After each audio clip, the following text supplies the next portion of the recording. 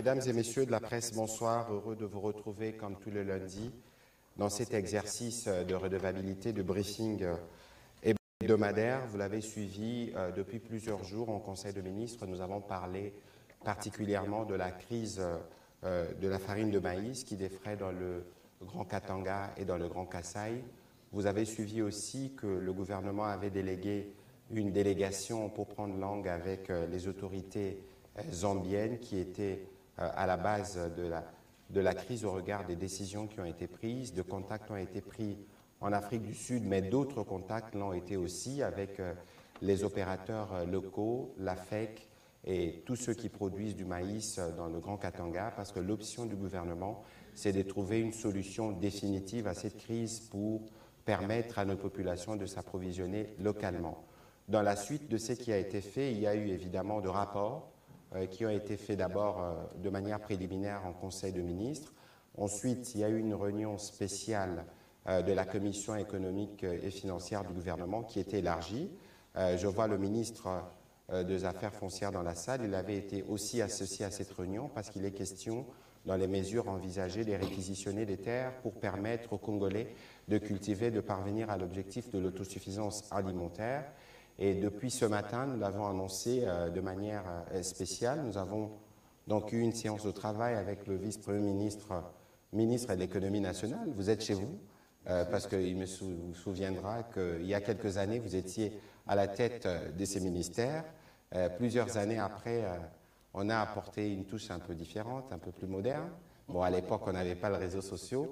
Mais, Excellence, Monsieur le vice-premier ministre, nous vous remercions de vous être associé à cet exercice de redevabilité qui constitue l'une des marques déposées de notre gouvernement que vous avez rejoint il y a quelques mois. Et votre expertise, nous l'avons senti dès le début de cette crise et aujourd'hui. Nous voulons faire la restitution du travail que vous avez fait, mais nous voulons surtout regarder l'avenir, parce que l'avenir, comme vous le savez, est bien plus important que le passé. Et donc aujourd'hui, nous avons cet exercice spécial avec la presse, mais aussi quelques membres de votre cabinet qui vous accompagnent. Nous avons vu le ministre Emelendo, mais aussi quelques députés à la dimension de l'homme, chef de parti. Mais ce soir, c'est un exercice avec les journalistes où nous voulons dire ce que nous avons fait et répondre à leurs questions pour permettre aux Congolais d'être édifiés. En liminaire, en Conseil de ministres du vendredi passé, c'était les sujets principaux, mais nous avons aussi parlé d'autres questions, notamment de questions de Calais, qui a été déclarée zone sinistrée, mais aussi de la question de la situation sécuritaire aux alentours de la ville de Kinshasa, où des mesures ont été prises pour restaurer la sécurité. Monsieur le vice-premier ministre, je vais vous donner la parole pour vos mots introductifs. Juste pour dire à ceux qui nous suivent de la maison, nous avons des écrans parce qu'il y aura quelques projections en termes graphiques pour indiquer un peu la crise d'où nous sommes et où nous voulons aller. Mais le vice-premier ministre aura aussi l'occasion d'esquisser plus ou moins la stratégie du gouvernement pour la diversification de l'économie qui passe, à mon avis, comme l'une des solutions pour répondre aux différents défis de la République démocratique du Congo. Mon introduction a été assez longue, monsieur le vice-premier ministre. C'est le moment pour moi de vous passer la parole pour vos mots introductifs et puis nous pourrons évidemment répondre aux questions des professionnels des médias qui sont particulièrement mobilisés ce soir. Monsieur le vice-premier ministre, vous avez la parole. Merci, monsieur le ministre. Je voulais tout d'abord saluer les membres des médias ici présents qui sont venus couvrir cet événement de redevabilité. J'adore ce genre d'exercice parce que j'ai toujours eu l'habitude de dire que quand on vous donne un mandat, vous l'exercez au nom du peuple et pour le peuple. Comme vous l'avez si bien dit, notre pays connaît, depuis le génocide au Rwanda de 1994, une guerre à répétition. Jamais le pays n'a connu la paix sinon précaire. 2 millions de réfugiés rwandais déversés dans les 2 provinces du Sud Kivu, détruisant l'environnement, la faune et tout ce qui peut aller avec. Mais le plus grave, parmi ces réfugiés rwandais, il y avait des ex-FARC intérieurs, il y avait des génocidaires, et ils sont entrés au nom du droit international humanitaire. Je voudrais préciser qu'il y avait 3 missions des Nations Unies au Rwanda au moment où ces réfugiés ont traversé la frontière entrée chez nous. Notre hospitalité, notre bonté nous a amenés finalement dans une zone où je peux dire que nous vivons l'enfer au paradis. Parce que le Congo, c'était paradis, un véritable paradis. Mais il y a une autre guerre qui est oubliée, celle-là. Elle est silencieuse. Elle n'est pas comme la première, accompagnée de canons, de bruit de canons, de bruit de balles. C'est la faim. C'est la pauvreté. Et ici, je voudrais épingler spécialement la question qui a été mise en exergue par le ministre de la Communication et Médias, la pénurie de la farine de maïs au Katanga. Il fallait résoudre ce problème. Et ce problème revêt une double dimension. Est-ce qu'il faut importer et considérer que l'on a résolu le problème? Nous disons non. Mais est-ce que c'est pour la première fois qu'on connaît ce problème au Congo? Nous disons aussi non. Le déclin de l'économie congolaise, en réalité, plonge ses racines dans les passés lointains. Je peux situer ça en 1885, à l'époque de l'État indépendant du Congo. Les méthodes de départ étaient déjà mauvaises pour produire du caoutchouc, pour produire du café, pour produire du coton. Il fallait de la bastonnade où on vous coupe la main pour produire plus le lendemain. On donnait des assignations, vous ne respectez pas et vous êtes puni sévèrement. C'était ça le modèle d'accumulation du capital. 1885, 1908 et 1908-1960, c'est la colonisation. Là, c'est la chicotte. C'est des barrières, vous ne quittez pas vos villages, vous produisez. Mais à l'indépendance, le père de l'indépendance, le fruit de l'indépendance, il fallait que les citoyens congolais se déplacent librement sur leur territoire. Mais vous comprenez bien l'exercice. Les gens qui étaient forcés de cultiver pour nourrir ceux qui sont dans les milieux ruraux, d'une part, et d'autre part, produire des produits, des cultures pérennes pour alimenter l'industrie naissante en Belgique. Ces gens-là, tout d'un coup, puisque l'indépendance, ça signifie qu'il faut casser les barrières, il faut aller en ville, il faut aller habiter les maisons des anciens colons. Ça signifie que les bois qui produisaient, quelle que soit la manière de produire, ont quitté les villages, sont devenus des bouches et des ventres en plus à nourrir dans les milieux urbains.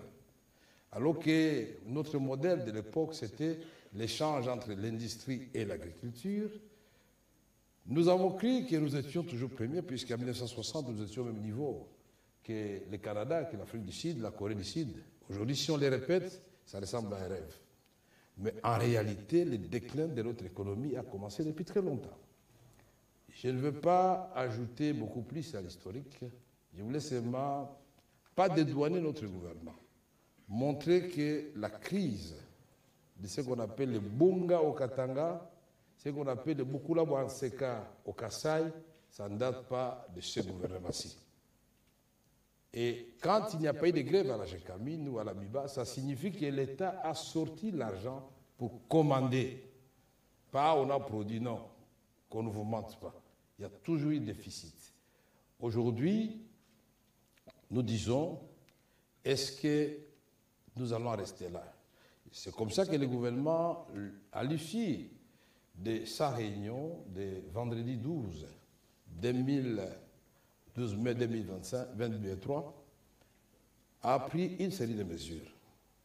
Et pour moi, ces mesures-là, il y a des mesures qui sont bien sûr pour faire face à l'urgence, c'est-à-dire conjoncturelle.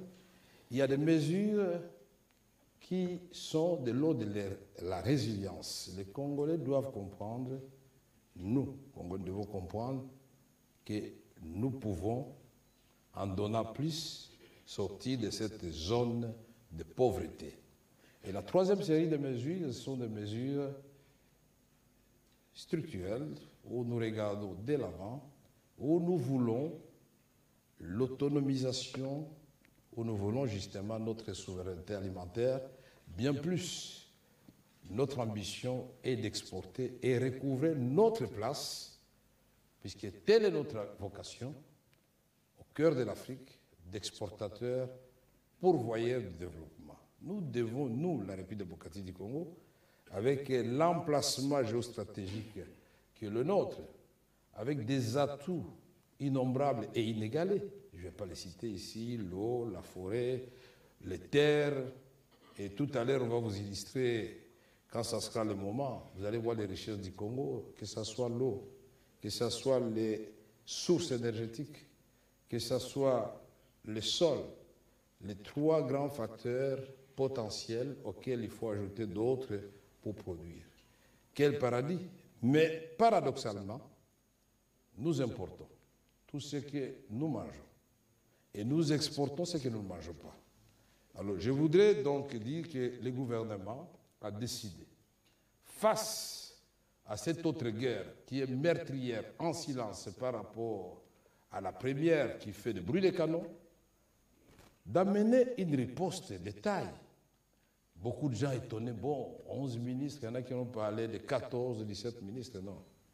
La réalité est qu'effectivement l'équipe était de taille, avec des ministres pétris de connaissances et d'expertise requises pour ce genre de questions, et vous le verrez pourquoi. Donc, en Afrique du Sud, nous n'étions pas 11, nous étions 4. C'est moi qui ai conduit la délégation. Nous avons fait exprès la veille. Nous connaissons maintenant la magie des réseaux sociaux et de nos cabinets politiques. Nous savions très bien qu'en faisant l'autre émission, ça va fuiter sur la toile. Alors vous avez parlé, et puis finalement, les 2 autres émissions sont sorties le lendemain. J'ai amené 4 ministres en Afrique du Sud. Pourquoi l'Afrique du Sud? Parce que c'était une grande source d'approvisionnement. Et là, nous avons discuté avec les fermiers. J'ai amené dans ma délégation le ministre du Commerce extérieur, parce qu'il s'agit des échanges entre États. Le ministre de l'Industrie, parce que nous devrions nous inspirer de l'exemple sud-africain pour savoir exactement que quand on produit, ça ne se limite pas là. Il faut sécher le maïs, il faut le transformer en farine. Et ça se passe comment? Nous avons amené les ministres des petites et moyennes entreprises. Pourquoi? Parce que là-bas, c'est les privés qui produisent. C'est des petites et moyennes entreprises qui grandissent. Le modèle de l'Inde, le modèle du Brésil, le modèle de la Chine, ce n'était pas des grands intendus au départ. C'était des petites et moyennes entreprises. On les multiplie, on crée des conditions de production. Et la sommation de toutes ces petites productions amène la richesse nationale. Nous n'avons pas traîné en Afrique du Sud, nous sommes passés par Lusaka, 24 heures partout nous sommes passés. Mais c'est là qu'on va découvrir vraiment que la guerre était à nos portes. On arrive à Lusaka, on trouve 2 mesures qui ont été prises. La première, plus d'exportation en République démocratique du Congo au cours de cette année. Parce que les Zambiens, l'explication qu'ils nous donnent, l'Éthiopie, le Sud-Soudan, l'Ouganda, le Kenya, le Rwanda, la Tanzanie, le Malawi ont acheté toute la farine qui était destinée à la République démocratique du Congo. Posez-vous la question. On ne s'est pas arrêté là. J'ai regardé les mises en bien de l'agriculture, les mises du commerce extérieur. Je lui ai dit, écoutez, là, il y a à manger pour une personne, il y en a pour deux. Vous êtes nos voisins immédiats. Et le Congo ne peut pas se présenter chez vous en mendiant. Nous sommes venus acheter le maïs. Mais notre cuivre passe par chez vous, notre cobalt passe par ici. Tout cela génère la richesse. Et nous ne voulons plus que la République démocratique du Congo soit un pays qui travaille pour les autres. On achète le maïs chez les autres. Notre cuivre, l'état brut passe chez les vôtres. Le coltan, l'état brut passe chez les autres. Et des systèmes créés ici font que même le peu de capitaux que nous avons fuient, puisque les banques à côté offrent mieux que les banques dans les pays limitrophes à l'intérieur du pays. Ceux qui ont de l'argent à Béni préfèrent aller verser leur argent à Ouganda. Ceux qui en ont à Goma, ils vont au Rwanda ou ils vont à Kenya. Mais ainsi de suite, quand vous venez ici à Kinshasa, vous trouverez qu'il y a des gens qui ont des comptes à Brazzaville, ici pas en Europe et ailleurs. Alors nous avons des défis à relever. Et donc nous avons réussi dans cette discussion-là de montrer aux amis qu'ils ont intérêt à lever ces mesures-là. La mesure concernant le transit a été levée tout de suite, puisque vous imaginez que nous achetions la farine à Dar es Salaam ou en Tanzanie, les droits de transit étaient supprimés. Donc on ne pouvait pas passer par le territoire zambien. Que nous l'achetions en Afrique du Sud, on ne pouvait pas passer par le territoire zambien. Alors, quand vous regardez la carte de l'Afrique, nous devrions contourner comment pour arriver à Lubumbashi. Des milliers de kilomètres. Deuxième mesure levée, c'est celle des droits de transit. Nos amis zambiens, nous les remercions, ils ont levé cette mesure, ils avaient intérêt à lever cette mesure, de toute façon. Nous pouvons désormais, et cela sera annoncé au plus tard le 15 juin, puisque c'était une mesure qui était prise à l'issue d'un conseil des ministres, il va de soi qu'un ministre de l'Agriculture à lui seul ne peut pas décider de la levée d'une telle mesure. Mais nous en avons eu toutes les assurances et le protocole d'accord, puisque moi je n'ai pas voulu l'oral.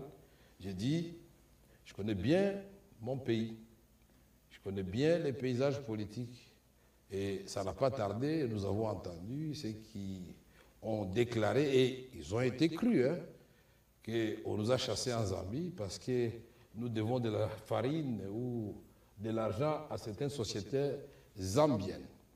Donc, nous avons fait cela, mais maintenant, à l'étape de Lubumbashi, qu'est-ce que nous avons fait? Nous avons réuni les fermiers locaux pour connaître leurs besoins. Tout ce qu'il y a comme contrainte, pourquoi en Zambie on produit, vous ne produisez pas. Alors que la Zambie est tout proche du désert de Kalahari par rapport au Katanga. Le Nord Katanga est de l'un plus riche en sol par rapport à la Zambie. Et si nous remontons, les Kasaï devient encore davantage plus riche. Mais quel paradoxe, pourquoi nous ne produisons pas? Alors nous avons relevé toutes ces entraves et nous avons discuté avec eux pour savoir ce qu'ils ont fait cette année. Et bien, il a été noté que suite à un financement donné par le gouverneur du Haut-Katanga, ils ont fait 25 000 hectares, 250 000 tonnes, si les besoins estimés à 1 million de tonnes de farine pour les grands Kasaï, les grands Katanga et les grands Kasaï. Les déficits ont toujours été comblés par les importations. Nous avons réuni la FEC, toutes sections confondues, et nous avons cherché des solutions ou l'air desiderata. Et au retour à Kinshasa, qu'est-ce que nous avons proposé? À l'ECOFIN, nous avons réuni l'ECOFIN, c'est-à-dire la commission économie et finances du gouvernement, pour étudier ensemble avec les membres de l'ECOFIN les mesures à proposer au gouvernement. Nous avons proposé des mesures de deux ordres. Des mesures conjoncturelles, c'est-à-dire il faut importer parce qu'il faut... J'ai entendu quelqu'un dire que bon, il pleut chez nous, il suffit de mettre la graine de maïs dans le sol et vous avez le maïs. Bon, je crois que Jésus a multiplié le pain une seule fois, il a transformé le vin ou de l'eau avec une seule fois. Et je mets au défi quiconque qui va planter le maïs le matin et le récolter le soir. Nous ne voulons pas que les gens meurent, nous devons trouver des solutions. Ce n'est pas la honte pour le Congo d'aller importer pour sauver la population du Grand Katanga et du Grand Kasaï. Ce n'est pas la honte, c'est de la responsabilité. Sinon, que dire du président de l'Union africaine à l'exercice à ce moment, qui était parti jusqu'en Ukraine pour demander que les céréales viennent en Afrique? Que dire des Nations Unies et de l'Union européenne qui ont supplié les Russes et qui ont demandé à Erdogan, le président turc, d'ouvrir le couloir pour faire entrer les céréales?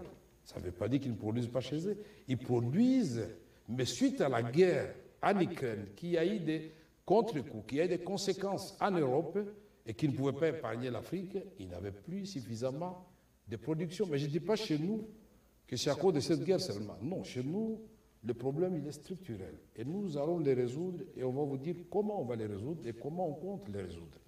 Et donc, cette histoire de dire, on a été quémandé, non. Vous êtes mon voisin, mon enfant va mourir de faim, mais je sais que vous avez un surplus à manger, je peux vous restituer peut-être autre chose que la nourriture, donc je vais dormir parce que moi je n'ai pas cultivé, et laisser mon enfant mourir, ça c'est ce qu'on appelle être irresponsable. Donc ceux qui se réjouissent ou qui se réjouissaient du fait que nous étions frappés d'embargo de la part des pays amis, la Zambie qui nous a coupé les droits de transit, qui ne va plus exporter vers le Congo, ils peuvent déchanter puisque ça ne sera pas le cas. Et même si c'était le cas, ça devait nous amener nous-mêmes à apprendre à produire. Et on n'a pas arrêté de le faire. Et donc, nous avons pris une série de décisions. Nous allons donner des assignations au gouverneur. Nous allons, donner une amnistie totale sur le plan fiscal. C'est-à-dire taxe zéro pour tout ce qui concerne les importations de maïs. Ça, vous me direz, c'est la conjoncture. Nous allons donner la taxe zéro en ce qui concerne tous les intrants et les engrais qui entrent dans la chaîne de production des maïs. Et nous avons décidé de faciliter la tâche aux opérateurs économiques parce que l'État n'est pas un opérateur économique. Mais pour donner les coups d'envoi, l'État va sortir des moyens à mettre à disposition d'une organisation au niveau des provinces, après discussion avec le gouverneur des provinces, parce que les opérateurs économiques, les moyens ou les petits qui n'auront pas suffisamment de moyens, ils pourront prendre l'argent pour importer, mais ils ramènent cet argent dans un compte séquestre qui sera créé au niveau de chaque province. Puis cet argent doit pouvoir tourner. Mais pour les grands opérateurs économiques, ils ont les moyens, ils ont là l'occasion de faire des bénéfices. Nous les laissons importer avec des facilités que nous venons de dire. Attention ici, nous avons pris d'autres mesures pour créer des conditions de concurrence favorables à la République démocratique du Congo. Dans la zone des SADC, le coût moyen de production est à $200 par hectare. Mais au Katanga, c'est $340 à l'hectare. D'après vous, un opérateur économique rationnel, qu'est-ce qu'il va faire? Il ne va pas produire pour ne pas vendre, ou bien pour vendre à perte. Il va acheter en Zambie, bien sûr, il vient vendre à Lubumbashi. Et ici, il faut mettre en exergue la qualité et la quantité. Voilà pourquoi nous allons supprimer tout un tas de facteurs que l'État introduit dans une fiscalité qui est devenue toxique, qui ne peut pas permettre à un opérateur économique de produire. Vous savez, trop d'impôts tue l'impôt, comme on le dit. On paie et on va le faire. Ne pas taxer, mais vous allez voir que ça va créer de la richesse. Et en contre-coup, non seulement ça va créer des petits entrepreneurs, mais ça va amener à l'échelle de l'argent à l'État. Mais soyons clairs, la mesure ne concerne pas les miniers ou les autres hommes d'affaires. Ça concerne la filière de la farine de maïs et tous les intrants fertilisants, semences, engrais, Vous commandez votre tracteur, je vous mets au défi. Si à partir du moment où on va donner le go, on vous dérange parce qu'il y aura un contrôle motorisé avec militaires, policiers, inspecteurs de l'économie, inspecteurs de l'inspection des finances et d'autres agents de l'État, cette fois-ci, ou jamais, on va sanctionner sérieusement. Nous disons que nous avons la stratégie aussi, et je ne voudrais pas ici entrer dans la matière du ministre de l'Agriculture, Joseph Panda, parce qu'il a présenté aussi au gouvernement le plan d'urgence agricole. Mais nous présenterons, je crois vendredi en 8, avec le ministre du Commerce extérieur, qui est lui aussi membre de l'ECOFIN, la vraie stratégie pour la diversification de l'économie congolaise. Toutes filières confondues, pas seulement le maïs, tout confondu. Et je serais très heureux que tout le monde note aussi qu'aujourd'hui, avec cette parafiscalité étouffante, un dollar chez nous, qui était $1 chez nous, c'est 1 kilomètre. $1 de transport du même produit dans la zone SADC, c'est 10 km. Mais comment vous allez faire concurrence dans des conditions comme ça? Conséquence, aujourd'hui, si vous ne le savez pas, il ne reste plus que 5% des camionneurs congolais. 95% sont de la SADC. Et donc nous devons renverser cette tendance en créant des conditions attractives et qui puissent justement permettre au pays de rebondir et que le Congo retrouve, comme je l'avais dit ici, sa vocation qui est celle d'un pays producteur. Mais pour produire, vous devez avoir le sol. Nous avons le sol. Pour produire, vous devez avoir de l'eau. Non seulement la pluie, mais les rivières, le fleuve Congo à l'abondance. Vous devez avoir, parce que vous devez transformer, vous devez avoir de l'énergie. Tout à l'heure, on va vous montrer les sources de l'énergie potentielle, je dis bien potentielle que nous avons. Vous verrez que chaque territoire de la République démocratique du Congo a une source énergétique suffisante. Vous verrez qu'au-delà du territoire, 76 000 villages de la République démocratique du Congo ont des cours d'eau capables de donner à ces villages-là de l'énergie électrique. Alors, pourquoi ça ne marche pas? Voilà pourquoi notre gouvernement, nous avons décidé de briser cette spirale. Et nous allons le faire devant vous. Je sais bien que vous allez poser des questions. On vous a amené quelques... Voilà, là c'est...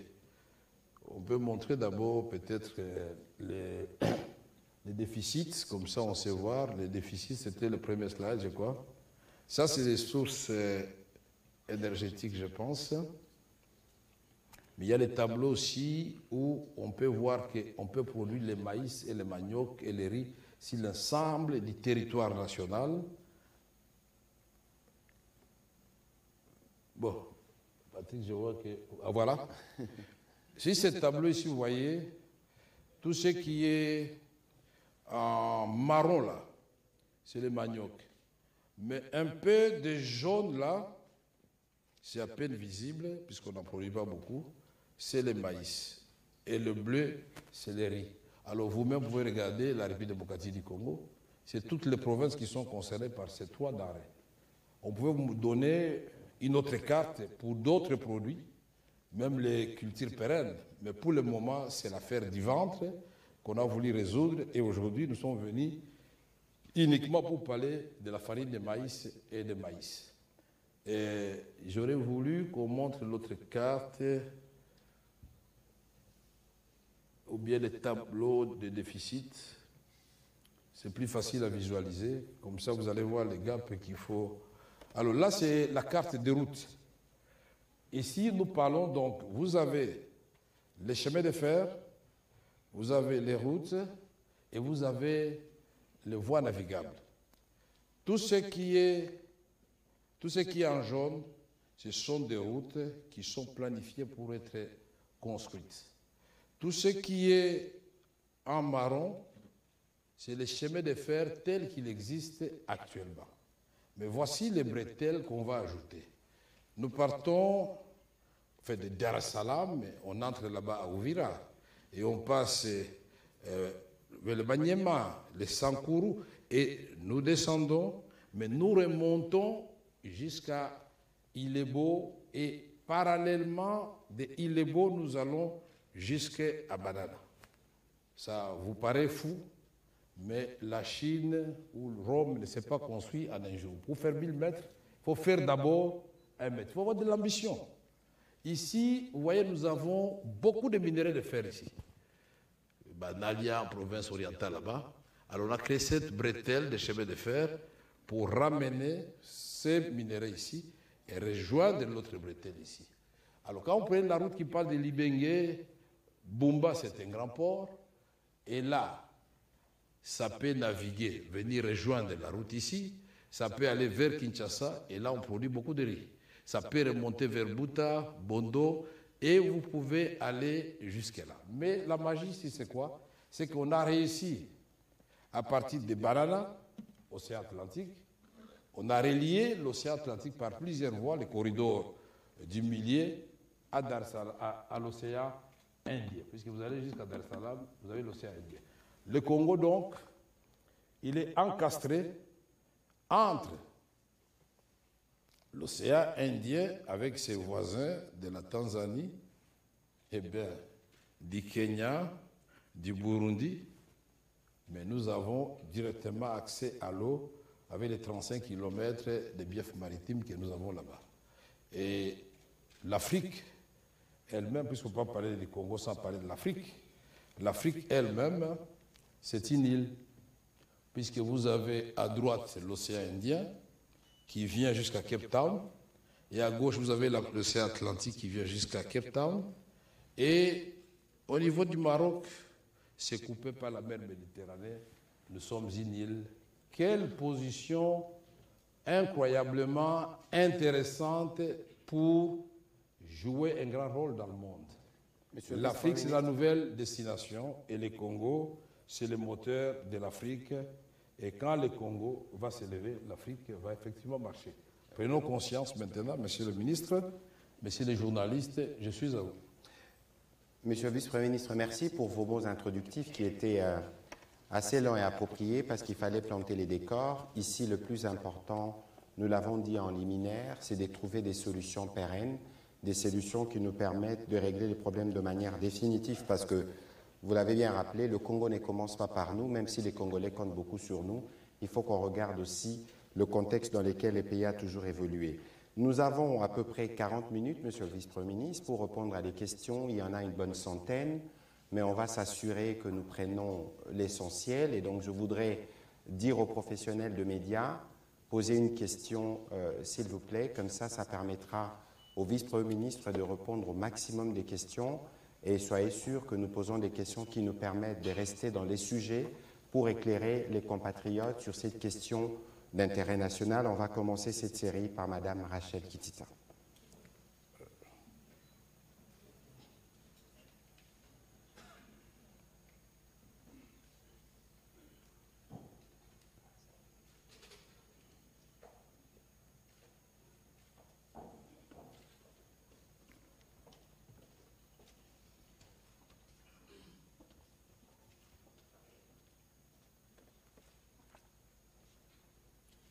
Merci beaucoup, Monsieur le ministre, pour la parole. Deux petites questions, une pour le VPEM et l'autre question d'actualité pour vous, Monsieur le vice-premier ministre. Je vous ai bien suivi, comme les autres collègues, mais concrètement, qu'est-ce que vous comptez faire pour réduire les importations qui représentent 95%, 75% pardon, de la demande, notamment dans le Kasaï et dans le Grand Katanga, importation de la farine de maïs. Que comptez-vous faire exactement pour réduire? Je ne vous ai pas beaucoup entendu sur ce point-là. La production locale. On va faire comment? On va procéder comment? Monsieur le porte-parole du gouvernement, vous avez suivi la question de l'organisation des élections avec la demande de l'opposition qui demande l'audit du fichier électoral, un audit international réputé du fichier électoral. Quelle est la réponse du gouvernement face à la demande de l'opposition?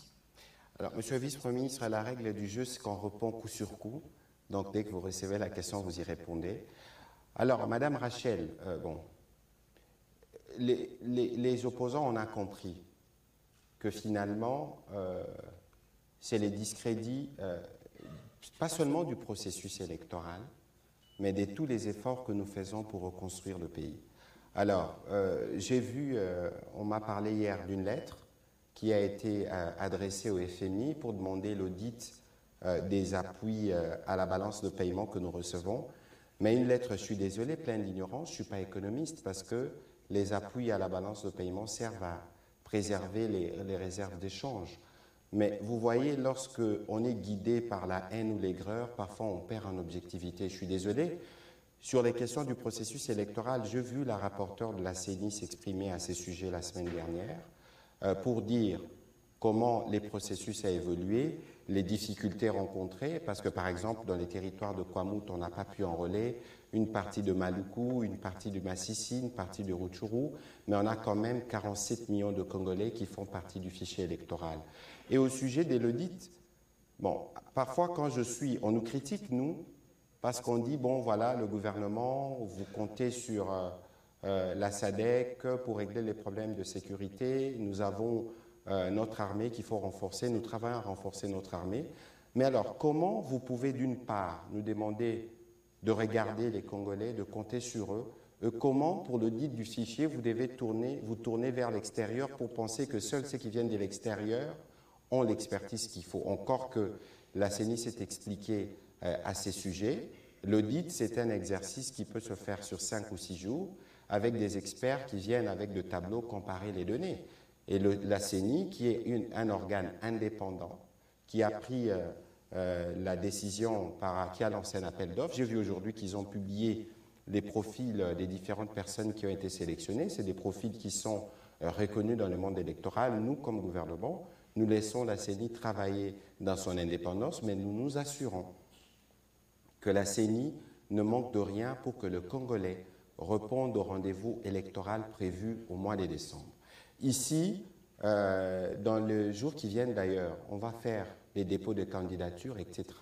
Je pense que c'est mieux pour nous tous, opposants comme majorité, de nous organiser pour participer à ces élections et non pas aller à travers des gesticulations qui visent à discréditer un processus qui est longuement attendu par les Congolais. Monsieur le vice-premier ministre, vous pouvez répondre à votre question. Merci beaucoup, Madame Rachel Kitissa. Je pense que votre question donne l'opportunité justement de répondre à l'essentiel. J'ai balayé rapidement les mesures qui avaient été prises au gouvernement. Je vous ai dit que nous avons deux types de mesures. Il y a des mesures conjoncturelles qui consistent à importer pour essayer de combler les gaps, mais il y a des mesures structurelles et nous sommes déterminés dans la perspective de la saison A. Et pour ceux qui ne le savent pas, au Katanga, on sème à partir du mois d'octobre jusqu'à fin novembre. Tandis qu'ici, à Kinshasa, c'est septembre-octobre. Donc la saison A, nous devons la préparer déjà à partir du mois de juin, puisqu'il y a tout ce qu'il y a comme opération pour préparer le sol, mais les commandes qu'il faut passer, des engrais, des fertilisants, des semences améliorées et tout ça, ça c'est pour produire. Mais pour produire, nous devons donc maîtriser la filière sémencière. Si nous continuons à importer les semences, nous allons être butés à un autre problème. Semences, fertilisants, engrais, ça signifie que le maïs qu'on importait cette fois-ci est remplacé par la semence et les engrais. Et donc, dans notre plan, il est question aussi de réhabiliter Senasem pour produire les semences ici chez nous, puisqu'on les produisait.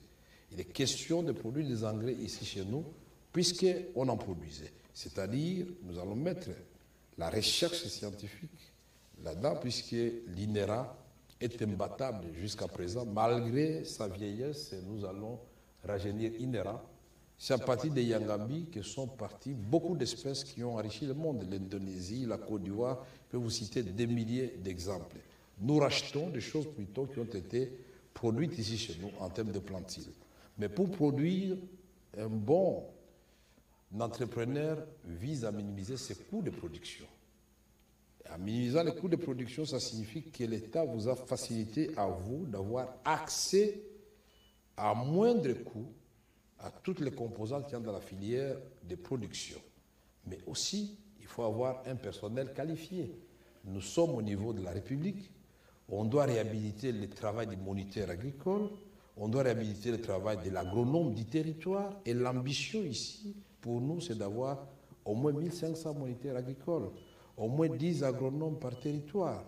Mais ça ne peut pas se passer seulement comme ça. Je ne veux pas entrer, j'ai fait un effort pour ne pas entrer dans la matière de José Panda, ministre de l'Agriculture, mais il y a déjà des pôles de développement ou de production agricole qui sont identifiés. Et l'identification tient compte d'un certain nombre de critères. Il faut savoir que quand vous avez produit votre champ, vous devez évacuer les produits de votre champ jusqu'à la route principale d'évacuation. Ça signifie que le ministère des ITPR intervient. Il faut ouvrir. Le ministère du Développement rural intervient. Mais quand vous avez transporté Et quand vous avez amené, mais il y a le stockage, il faut construire les silos. Mais il y a la transformation, il faut construire des barrages, des micro-barrages pour transformer. Donc c'est l'électricité.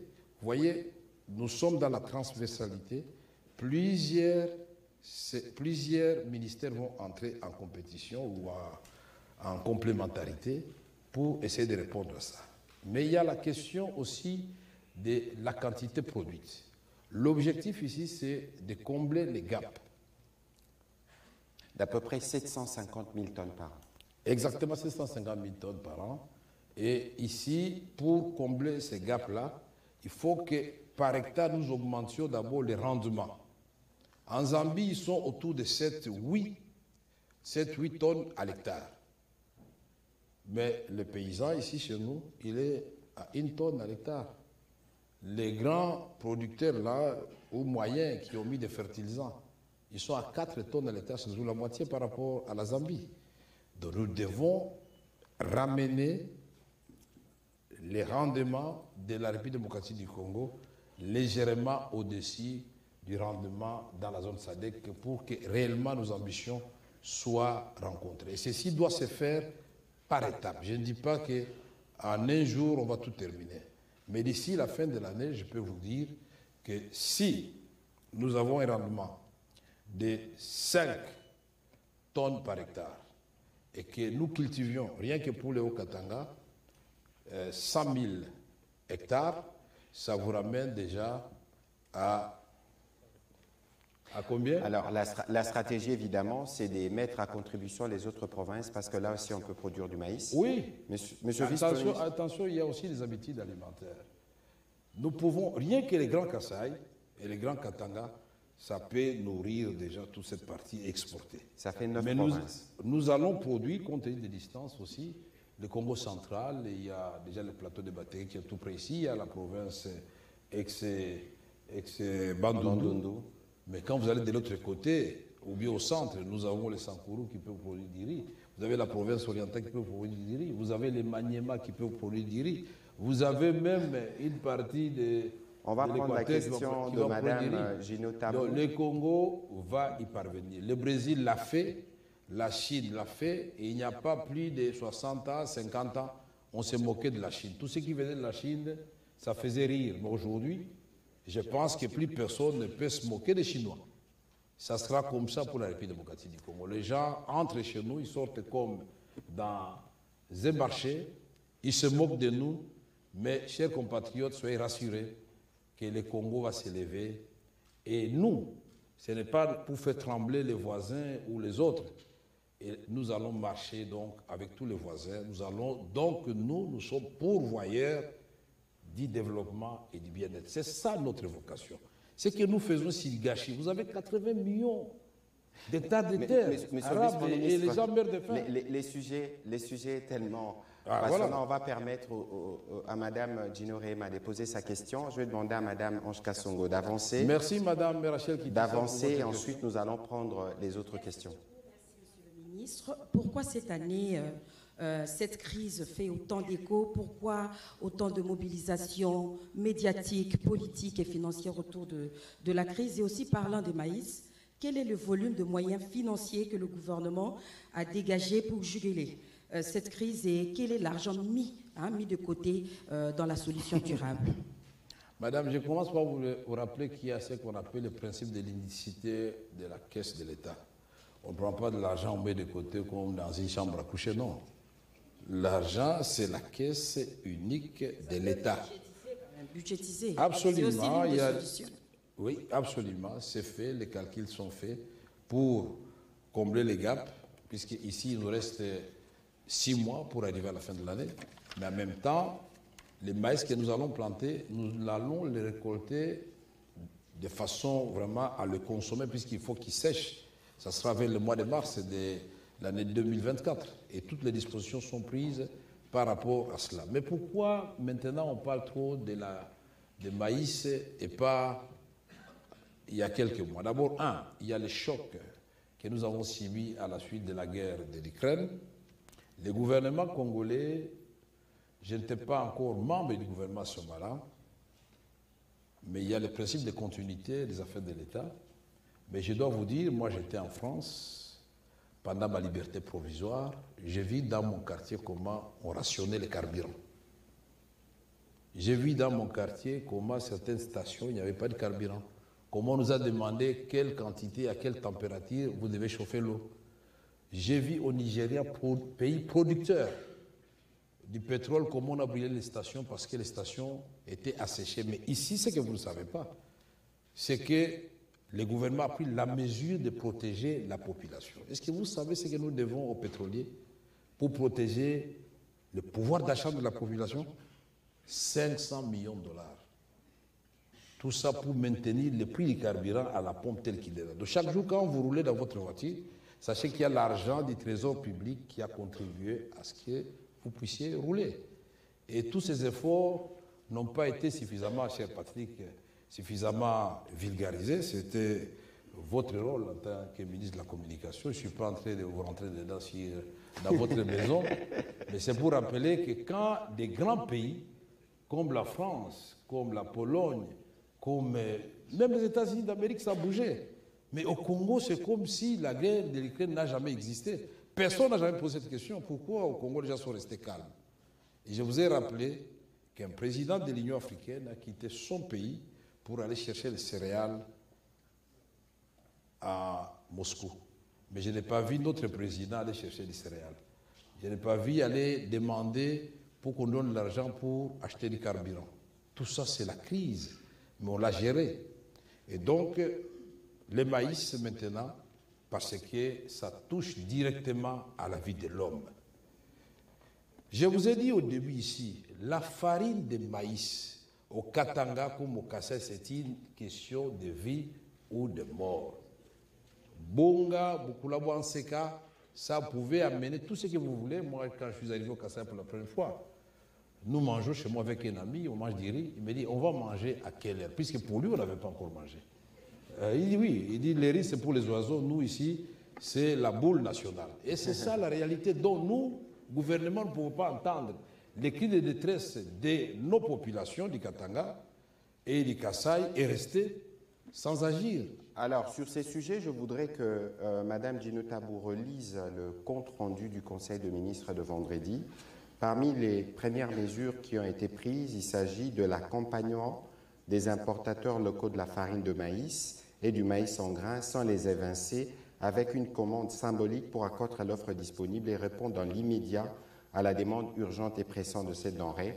Les modalités pratiques de cet appui du gouvernement seront définies par les ministères de l'économie et les gouverneurs de province. Ça veut dire qu'on a la solution urgente, qui est celle-là, et c'est pour ça que le vice-premier ministre a eu ces discussions avec les différents opérateurs, que ce soit en Afrique du Sud ou en Zambie, parce qu'on doit passer par la case importation, mais on a des mesures qui vont, cette fois-là, nécessiter plus de temps, qui sont des mesures de production locale.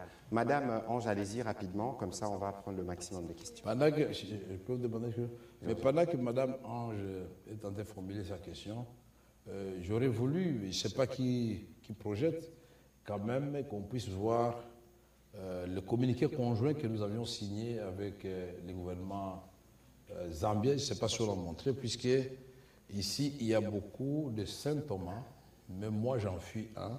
J'aime bien voir, voilà, le protocole est là. Ça, c'est mon paraphe, pour ceux qui le savent, je ne signe qu'en vert. Vous pouvez aller jusqu'à la fin. Et on vous mettra cette fois-ci en ligne. Moi, j'attendais d'abord. Vous réservez, vous, de la presse la primaire. Avant de donner aux internautes. Ça se termine là. Où sont les dernières signatures? Bon, on verra le temps que la technique soit prête. Oui. Madame Ange, allez-y, s'il vous plaît. Ma question tourne autour des solutions à court terme qui ont été bien présentées. Mais à long terme, quels sont les indicateurs et les résultats attendus que le gouvernement s'est assigné pour pouvoir suivre ce qui va venir par la suite? Et la deuxième question, c'est que, puisqu'on n'a peut-être pas vu venir cette crise, mais quelles sont du coup les mesures de surveillance et de monitoring qui ont été prises par le gouvernement pour anticiper la prochaine crise qui peut arriver? Merci. Merci beaucoup, Madame. Vous avez très bien suivi ce que j'ai dit. À court terme, c'est l'importation mais en même temps, nous commençons au mois de juin à préparer la saison A. Donc, à moyen, je dirais même à court et moyen terme et long terme, il faut produire. Il faut produire et il faut créer les conditions pour que les producteurs locaux puissent produire du maïs chez nous, que nous consommons chez nous. Puisqu'il n'y a plus d'études de marché à faire, la demande de maïs au Grand Katanga comme au Grand Kasaï est là. Donc, on peut se passer des études de faisabilité, puisque le maïs, il sera consommé, et pourvu que nous maîtrisions les prix et la qualité. Puisqu'il y a deux choses au niveau du Grand Katanga et du Grand Kasaï. Il y a le maïs qui vient de l'extérieur, c'est-à-dire de l'Afrique du Sud, qui vient de la Zambie, qui vient parfois même de la Tanzanie, mais de très bonne qualité et produite à moindre coût. Donc nous devons faire en sorte que, même si nous abaissons les coûts de production moyens, coûts moyens de production, que nous puissions aussi tenir compte de la qualité. La quantité, madame, c'est là où nous allons jouer tout à l'heure, je vous ai dit, nous aurons des pôles de production, mais nous allons aussi accompagner les petits fermiers, nous allons accompagner les petites et moyennes entreprises, nous allons rendre cette activité attractive et attrayante pour que les gens, puisqu'à la recherche du profit, puissent se lancer là-dedans. Mais vous ne m'avez pas posé la question de savoir comment nous allons faire en sorte qu'il n'y ait pas de spéculation.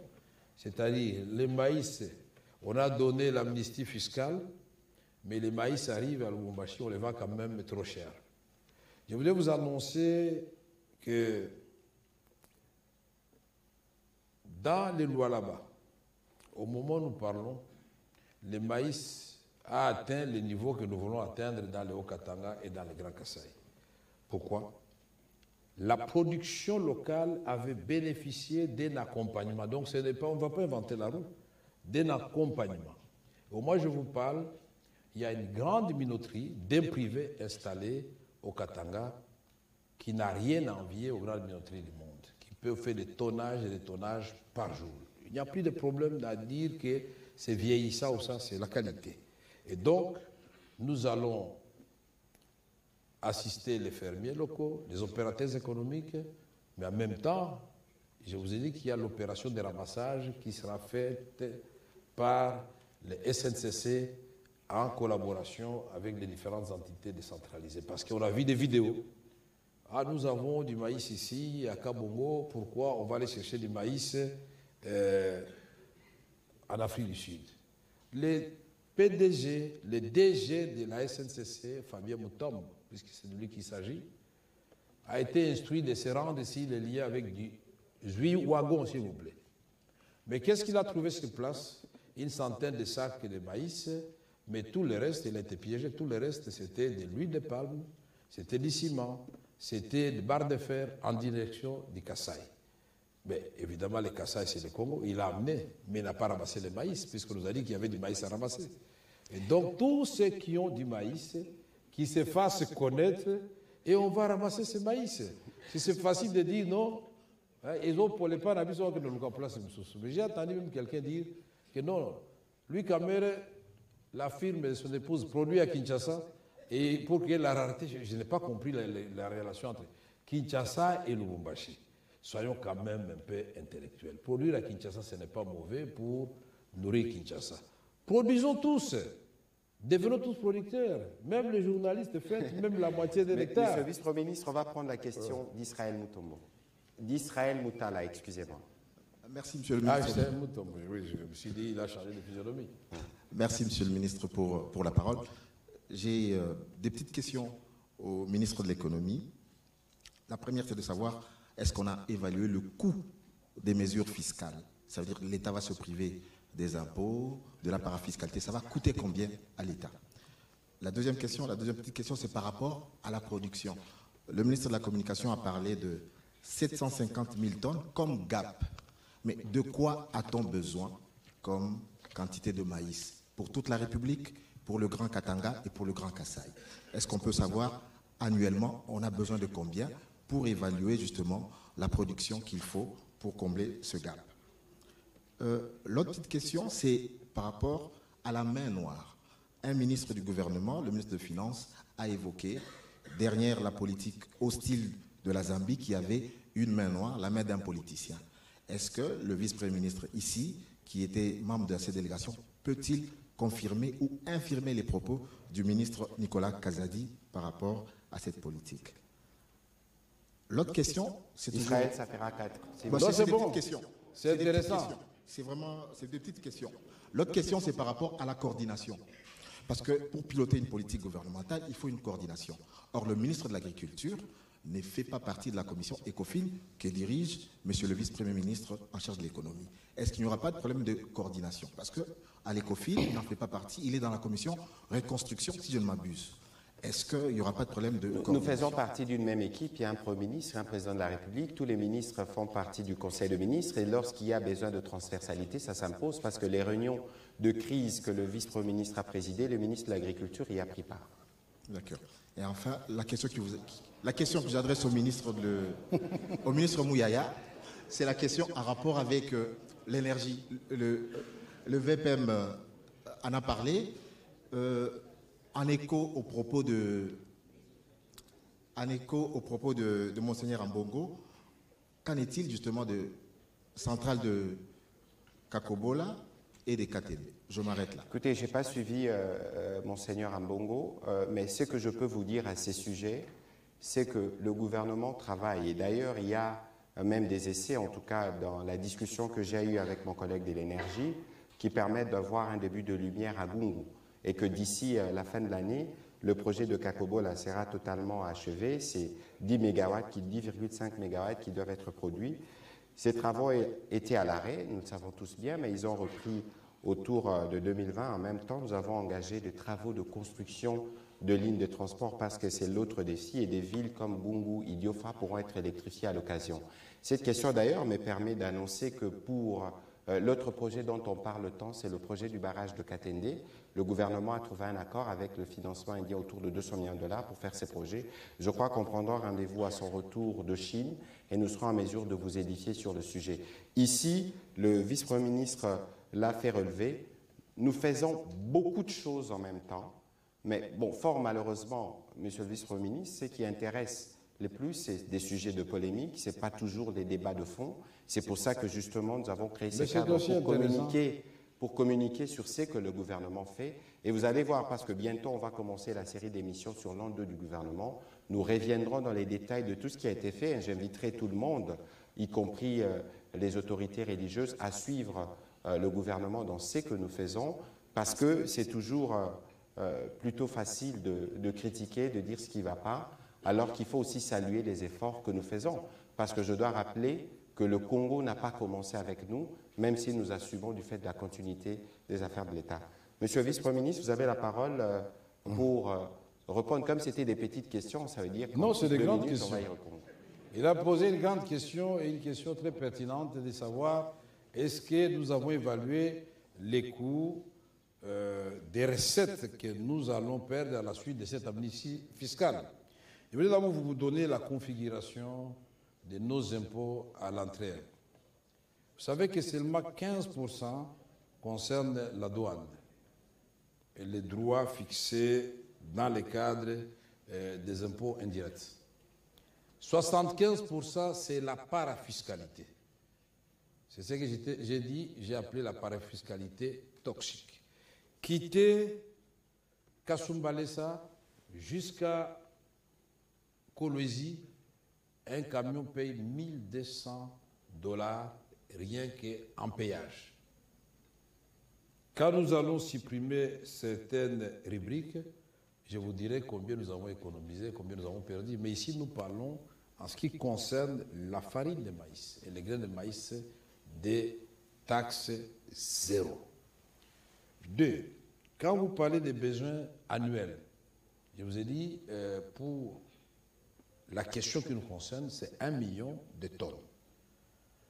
Et c'est la grande partie de la République démocratique du Congo, consommatrice de la farine des maïs. Nous sommes allés résoudre un problème de façon d'abord conjoncturelle, et ensuite je vous ai dit comment nous allons faire pour les résoudre de façon structurelle. Filière sémencière, former les agronomes, former les moniteurs agronomes, et créer des espaces pour cultiver. Et nous savons si les rendements, nous les ramenons à 5 tonnes à l'hectare. Si vous avez 100 000 hectares, si vous avez 200 000 hectares, puis c'est possible, vous êtes au-delà de ce que vous attendiez. Et donc, ce n'est pas de la magie, c'est tout simplement la volonté et considérer désormais que, comme on le chantait à l'époque, que l'agriculture est devenue réellement priorité des priorités.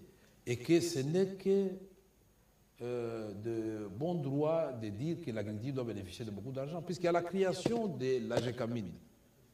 L'agriculture a financé les capitales de l'AGECAMINE.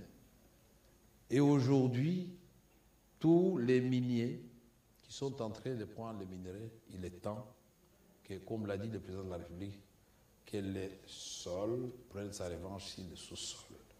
Nous disons main noire. Mais je ne sais pas si on doit vous faire un dessin. Je vous ai amené un document qui atteste clairement que nous n'avions plus de droit de transit, qui atteste clairement que nous avons pu l'exploiter. Nous ne sommes pas en guerre, mais ça s'appelle guerre commerciale. C'est une autre guerre silencieuse, sans canons qui font de bruit, sans des balles qu'on tire, mais qui tuent. Nous étions étouffés. Et donc, comme par hasard, quand vous regardez, on n'a pas la carte d'Afrique ici, là où se situent la Zambie et l'Éthiopie et le Sud-Soudan, venir acheter le maïs à Lusaka et nous dire à nous qui sommes à quelques mètres, quelques milliers, que nous n'en avons plus pour vous, ça fait quand même problème. Mais en même temps, nous avons vu des gens se réjouir. Je crois que c'est ça que le ministre des Finances a voulu dire. Moi, tout en ne désapprouvant pas, Nico, moi j'aime ce genre de choses. Que ces gens-là viennent ici dans l'émission de Patrick Mouya, qu'on débatte, qu'ils nous disent ils ont géré, s'ils avaient bien géré cette contrée de la République démocratique du Congo, nous aurions trouvé déjà une structure implantée pour continuer à produire. C'est tout ce que nous Ils ne vont pas nous dire que non, ils ont géré, les jours sont partis, ils ont transporté machines et hommes et intrants, et tout comme par hasard s'est arrêté. Il n'y a pas d'omniscient. Aujourd'hui, le président Magufuli n'est plus, mais la Tanzanie continue à produire. Ça signifie qu'un bon dirigeant, c'est celui qui laisse des traces. Il écrit l'histoire. Il ne faut pas commencer à passer son temps dans le narcissisme pour dire non, moi j'ai fait ceci. Mais il y en a, j'ai entendu, non, moi quand j'étais ceci, j'ai arrangé chez moi. Alors, donc, nous avons combien de 145 territoires. Donc il faut que dans ces pays, on nomme 145 premiers ministres pour que chacun arrange chez lui. Ono Kamere n'a rien fait à Walungu, il était président de l'Assemblée nationale. Non, moi je n'appartiens pas à cette race-là. Quand je suis président de l'Assemblée nationale, je suis président de l'Assemblée nationale de tous les Congolais. Mais regardez le président Félix Tshisekedi. Il est du Kasaï. Même s'il y a la crise au Kasaï, il n'a pas dit bon, je saute les Katanga, je vais résoudre la crise seulement au Kasaï. C'est cela que nous voulons dans ce pays. Les Congolais doivent aimer les Congolais, tout comme l'Africain doit aimer l'Africain. Puisque regardez tous les Africains, tous, ils ont les yeux vers la Chine, les yeux vers l'Europe, les yeux vers les États-Unis, sans concertation entre eux pour savoir comment relever notre Afrique. Et c'est possible. Voilà pourquoi moi j'avais écrit ce livre, puisque beaucoup de gens disent on n'écrit pas, on ne fait pas ceci, blablabla.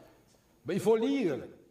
Vous allez voir que ces pays, là j'écris les fondements de la politique transatlantique de la République démocratique du Congo. La République démocratique du Congo, terre d'espoir pour l'humanité, Vital Kamerhe, préface de Michel Rocard. Il faut voir l'ancien Premier ministre français, ce qu'il a écrit sur ça. Et il a compris qu'il y a des Africains qui savent bien que l'Afrique, c'est la prochaine destination, si pas l'actuelle destination.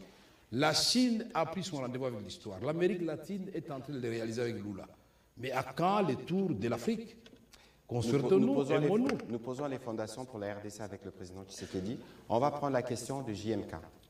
Jean-Marie Kassamou. Merci, monsieur le ministre, monsieur le VPM. la presse de Kinshasa est très heureuse d'assister à la première version de briefing mélangé avec une forte présence militante dans la salle. Merci à eux parce qu'ils n'ont pas pu perturber tout ceci. Question, monsieur le VPM. Cette situation est-elle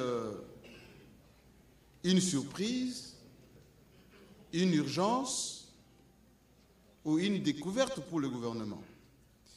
Parce que on vous a demandé à plusieurs reprises ici les chiffrages de ces mesures d'urgence qu'on a pu voir tout à l'heure. Combien exactement sera ponctionné dans le budget en exécution en ce moment pour financer cette crise de maïs? Quand on sait effectivement qu'il y a l'urgence de la guerre qui ponctionne suffisamment d'argent, il y a l'urgence des élections qui risquent de poser problème, et aussi des catastrophes naturelles qui s'accumulent chaque jour. Donc, un chiffrage. On aimerait savoir combien exactement sera prélevé du Trésor pour faire face à cette situation. Deuxièmement, d'après quelques éléments à notre position, Tengue Fungurume, qui avait un stock très important de minerais, qui n'avait pas exporté ces minerais, a réquisitionné beaucoup de camions, notamment en provenance d'Afrique du Sud, pour évacuer cette production. Alors, vous allez prendre dans le camion de Tengue, déjà réservé, ou vous avez commandé d'autres camions qui vont pouvoir évacuer ou ramener ces maïs chez nous. Et aussi, ces producteurs locaux, je vais terminer, ces producteurs locaux, ils sont dans des zones souvent enclavées. Même le service national éprouve des difficultés pour évacuer ce qu'ils font.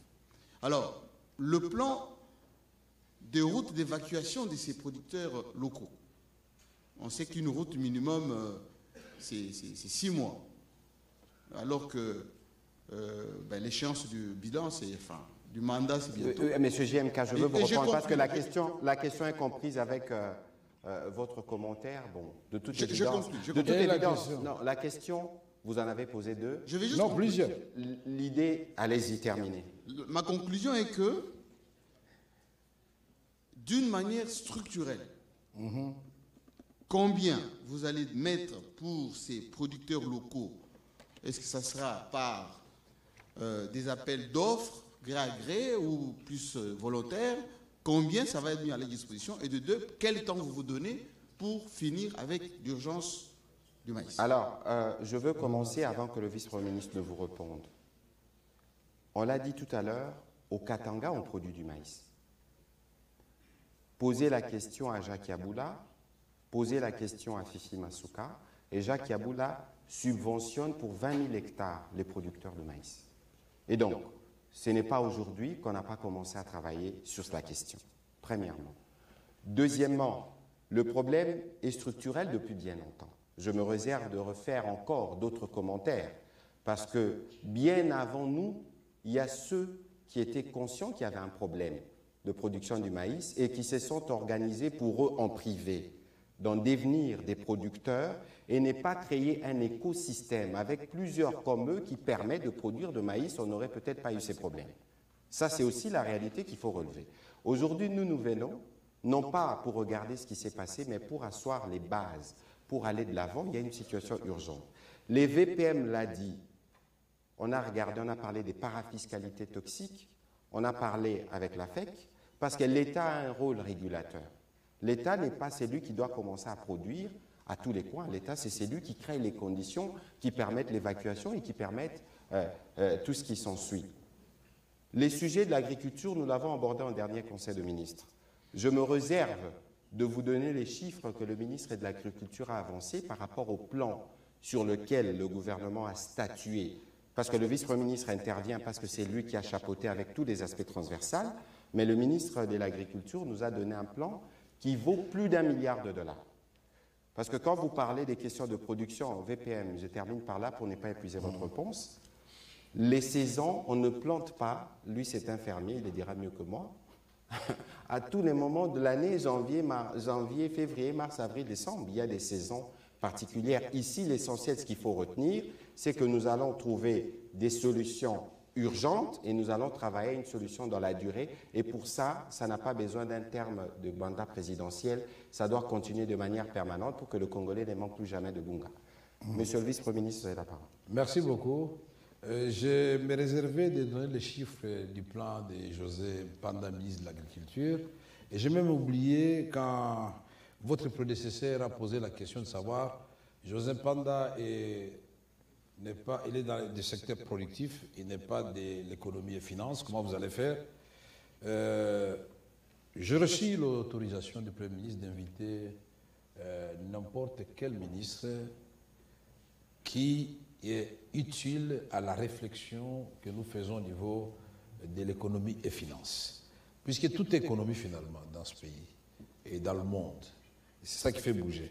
Et c'est 1,2 milliard de dollars américains pour le plan d'urgence. Mais en ce qui concerne ce que je suis en train de vous présenter ici, Jean-Marie, vous avez posé au moins 10 questions en une seule question, finalement. Synthétisé en 3. Grosse question. Je connais votre tactique. Vous voulez m'embrouiller, mais en réalité, vous voulez savoir si c'est l'État qui va commencer à acheter et vendre. Non. L'État ne va pas acheter et vendre. Déjà, du fait que, Jean-Marie, vous êtes intelligent, du fait que vous, pour passer devant ma maison, ou bien pour faire entrer vos produits, vous devez me payer 100 $. Mais je vous dis, désormais, puisque ce produit-là est stratégique pour nous tous, vous ne payez rien. Est-ce que ce n'est pas de l'argent, ça? Quand un producteur économise, il n'a pas payé, l'État dit, je ne prends pas, vous payez 0. D'après vous, ça n'aura pas un effet significatif sur le coût de production? Vous pensez qu'en ce moment, les fermiers sont mécontents d'entendre M. Caméré annoncer et confirmer ce qui a été dit à l'issue du Conseil des ministres dernier? 2. L'État aurait pu s'abstenir même de mettre de l'argent dans un compte séquestre qui sera géré par une structure qui va impliquer le gouverneur de province, qui va impliquer les ministres de l'agriculture provinciale, les ministres du commerce extérieur, les ministres de l'industrie, et un regard lointain de Kinshasa pour le suivi, puisqu'il s'agit de l'argent de l'État. L'État va intervenir une seule fois pour montrer l'exemple, pour montrer que nous pouvons effectivement produire et importer du maïs. Là, on vous aide, pour le reste, on crée des conditions pour que vous produisiez vous-même ici sur place. Évacué par les camions de Tenke Fonguru maintenant, l'opérateur économique, le prix, le maïs importé rendu Lubumbashi, ça sera 19 $, transport compris, quand nous enlevons, quand c'est la taxe zéro. Donc les camionneurs, ça pilule de partout. Mais je déplore le fait que l'argent de nos compatriotes, nos opérateurs économiques, devra aller dans la caisse des camionneurs de la SADC.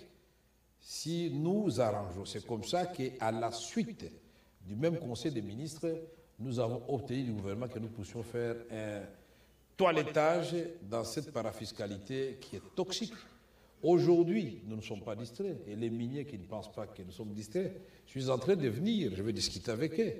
Puisque quand le gouvernement a pris la mesure de subventionner les carburants, les miniers ne sont pas pauvres.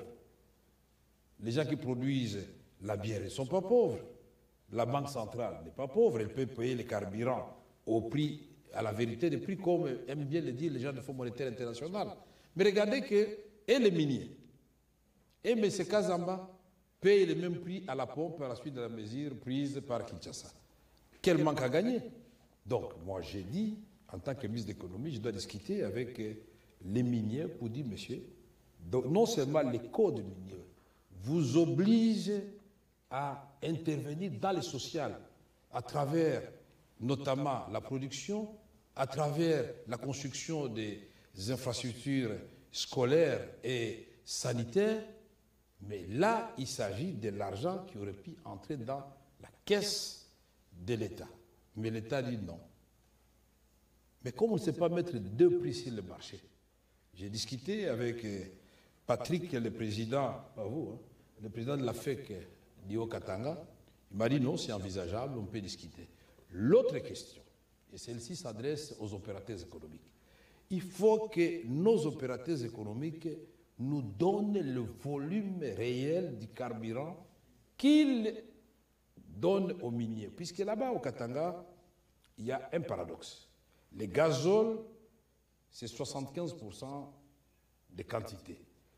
L'essence, c'est 25% des quantités. Mais voilà que le petit peuple, lui, nous là, c'est à la pompe, c'est l'essence souvent, des voitures à essence. Mais eux, c'est le gazole. Mais quel volume est parti là-bas?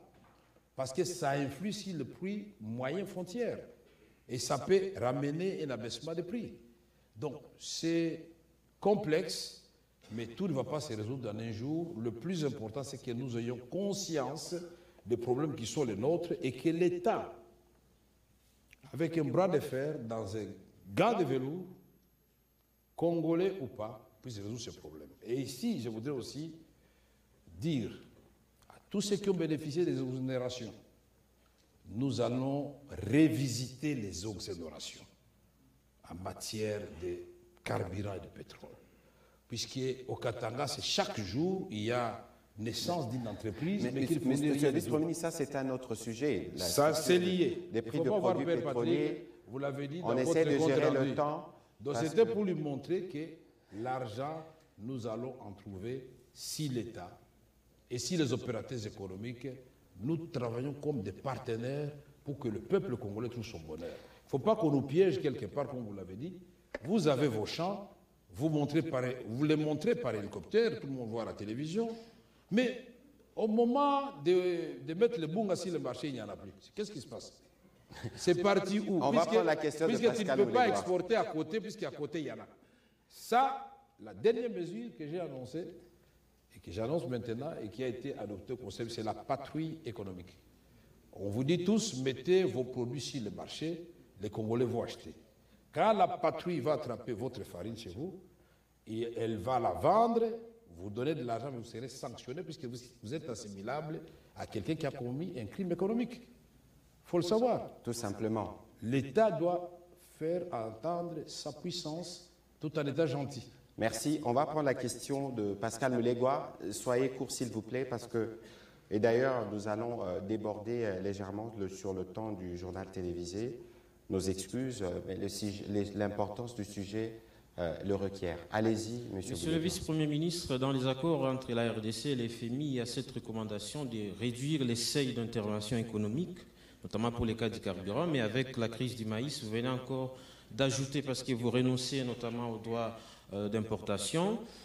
Est-ce contradictoire? En vous entendre parler des solutions immédiates ou bien à court terme, j'ai comme l'impression que vous présentez un plan quinquennal parce que le budget de l'agriculture représente 2% du budget national et dans l'exécution, il ne dépasse jamais 1%.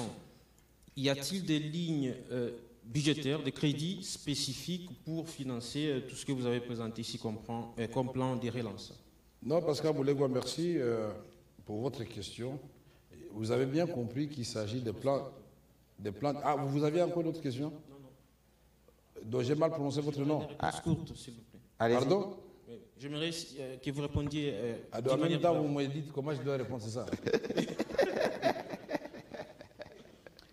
Il ne s'agit pas de ponctionner par-ci, par-là. Nous créons des conditions pour que notre production soit diversifiée et spécialement la production du maïs au Katanga. On va prendre la question de Louis-France Kouzikessa. Une courte question, s'il vous plaît. Monsieur le vice-premier ministre, je pouvais vous dire que pour une fois, Vital Kamerhe n'a pas convaincu. Parce qu'on ne peut pas parler de l'économie sans chiffres. Alors, ma petite question, monsieur le vice-premier ministre, et merci au ministre de la Communication, c'est que vous savez, comme tout le monde, que gouverner, c'est prévoir. Pardon? Vous savez, comme tout le monde, que gouverner, c'est prévoir. À l'entrée, en fonction du président de la République, Félix Tshisekedi, on aurait bien voulu qu'on sache qu'est-ce que vous avez prévu pour que le problème qui devait être résolu ne soit pas résolu sur base d'incidents. Pourquoi avoir attendu qu'un tel problème arrive pour que le gouvernement se précipite à trouver des solutions du reste discutables? Pourquoi pas à l'entrée du pouvoir que de telles situations soient planifiées, qu'aussitôt que ça arrive, que la solution soit sur la table, parce qu'entre-temps... C'est incroyable. Entre-temps... Je comprends très vite. Inutile de faire une longue... Oui, je peux terminer, oui. Monsieur le vice-ministre. Pour faire bref, c'est comme si votre gouvernement n'est pas prévoyant en gouvernant. C'est un gouvernement qui subit les incidents et qui a des conséquences sur la vie des Congolais. Et la dernière petite intervention, c'était pour savoir comment avez-vous mené les études pour identifier les taux de consommation de Congolais de maïs vis-à-vis de besoins pour que vous puissiez carrément résoudre le problème. Parce que là, on ne sait pas les Congolais consomment combien de tonnes de maïs le mois ou l'an. Merci parce beaucoup. que c'est ça l'économie. Merci. Vous vous dites qu'on a parlé d'économie sans chiffres. Je n'ose pas croire que vous êtes un non-voyant. Puisqu'ici, on a d'abord commencé par les tableaux qui montrent les déficits. Le besoin est de 1 million de tonnes par an pour les Grands Kasaï et les Grands Katanga. Voilà, il est là. Les chiffres, vous cherchez les chiffres, il est là. Ils sont là. Alors, de deux, je vous ai dit que ça représente 25% seulement de ce que nous produisons. C'est ça ce qu'il a dit, Kiaboula, avec tous les autres producteurs locaux. Vous dites que vous êtes déçu pour la première fois qu'Amène parle sans chiffres. Non. Je vous ai dit ici, en répondant à votre prédécesseur, les mécanismes mis en place, c'est que l'État va avancer comme l'argent. Vous savez, l'argent, c'est toujours de la guerre et de la spéculation. Je ne vais pas le dire ici. Les fermiers le sauront et vous le saurez quand ça sera fait. Je n'aime pas faire de promesses. Le mécanisme sera là, ça sera un compte séquestre, ça ne sera pas géré par moi. Mais cet argent, c'est du revolving, ce n'est pas de l'argent qu'on fait en cadeau aux fermiers. Un fermier peut dire non, moi je m'abstiens, j'ai mon argent, je ne prends pas cet argent. Un autre peut dire je prends. Et la marge bénéficiaire, vous savez que pour les producteurs comme pour les importateurs, c'est 20%. Et vous savez que pour les distributeurs, c'est 10%. C'est-à-dire, si le maïs est rendu au Katanga à $19 la tonne, le prix au marché de Katuba ou au marché de la Kenya sera de 19 plus 3. Ça sera de $22. Et c'est cela le mécanisme qui a été mis en place. Vous qui aimez les chiffres, je vous ai donné les chiffres maintenant.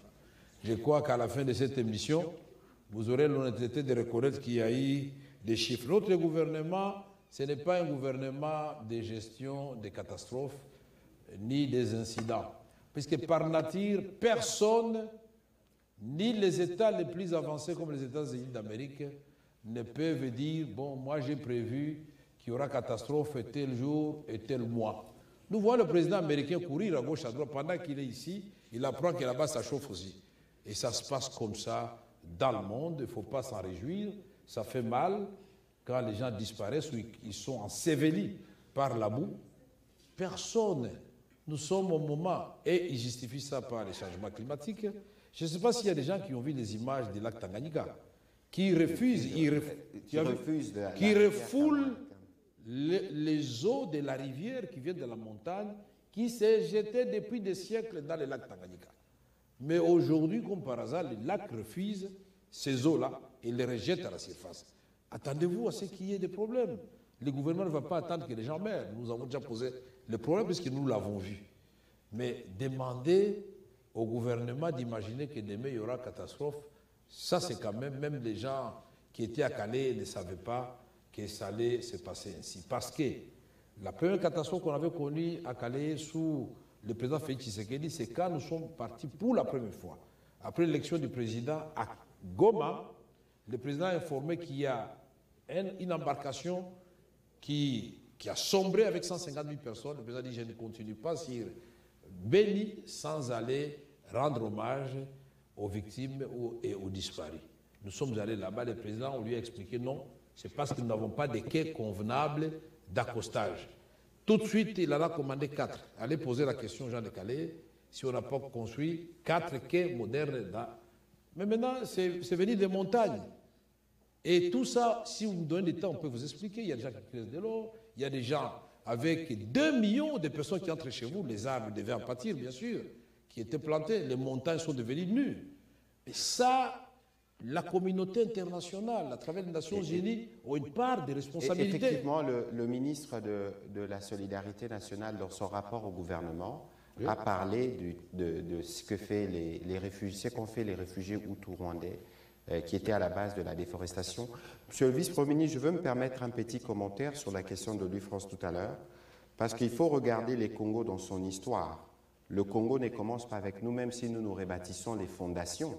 Il faut regarder les bilans des départs et regarder où nous allons. Le vice-premier ministre qui était directeur de cabinet du président se souvient bien qu'en 2019, il y a eu beaucoup de contestations quand on a commencé le programme de la gratuité, mais aujourd'hui ça marche et nous soulageons des difficultés des millions de familles.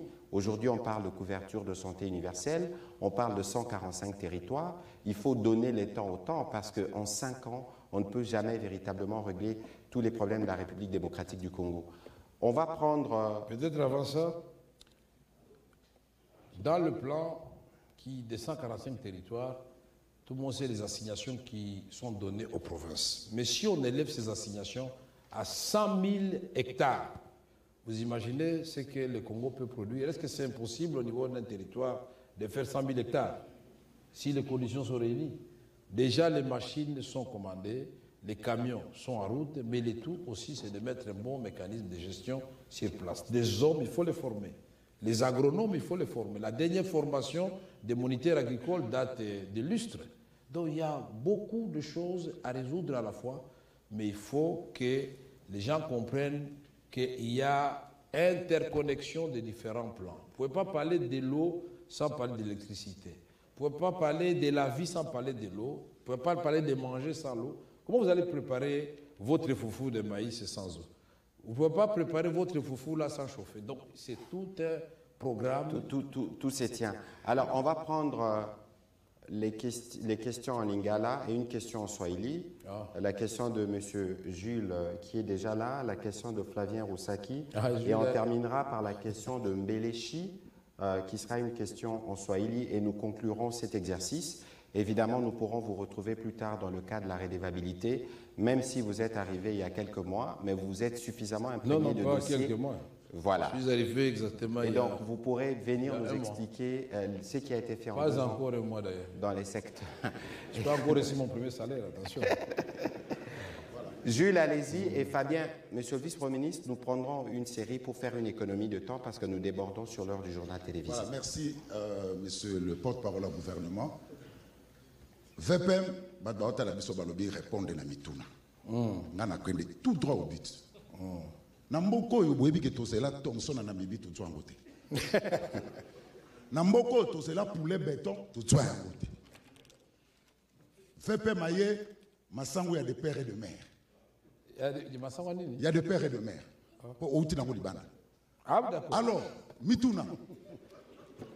Masango ekoya mukolonini.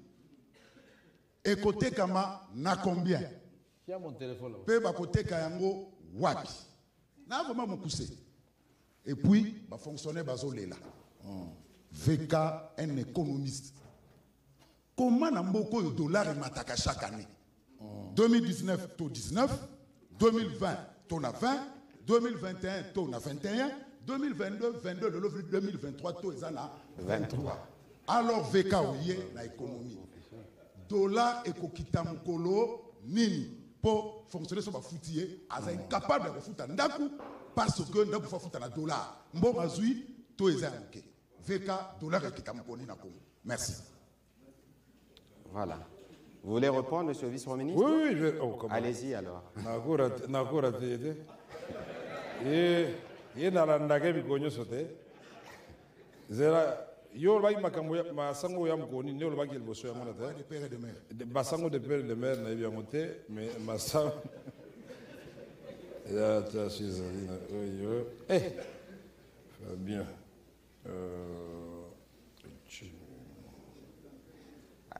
Non.